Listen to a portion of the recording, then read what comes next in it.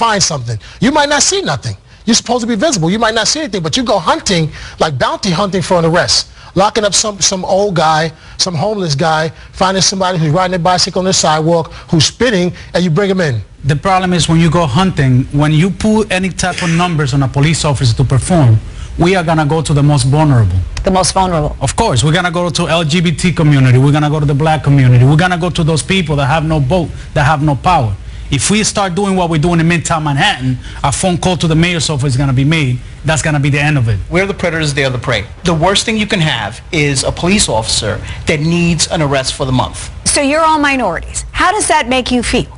It's horrible. This is something coming from the top that trickles its way down, and this is why we're all here today. We first interviewed Officer Edwin Raymond last month. He says he's been recording conversations with NYPD officials for the past 2 years in an effort to prove alleged quotas and retaliation against cops who don't rack up numbers. They're breaking the law. Raymond's claims elicited this expletive from the police commissioner. Bullshit is my response to that. The commissioner insists his policies are focused on the quality of arrests and summonses, not the quantity. The officer's attorney. Is the commissioner lying? Yes. Commissioner Bratton is lying. How can you prove this? I can prove it with testimony, with recordings, with documents. All they want us to do is go out there and lock them up.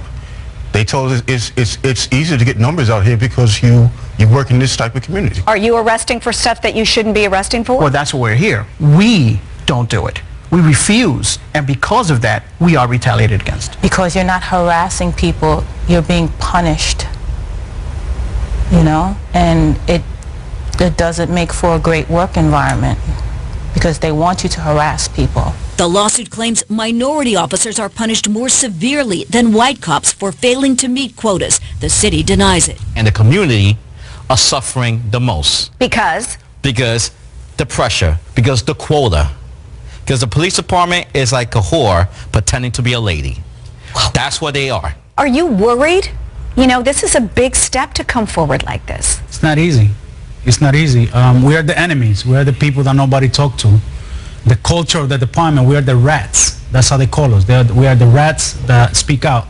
It takes a lot of guts from a rat to stand where we stand, knowing that our career are basically over the second we speak against such a mafia.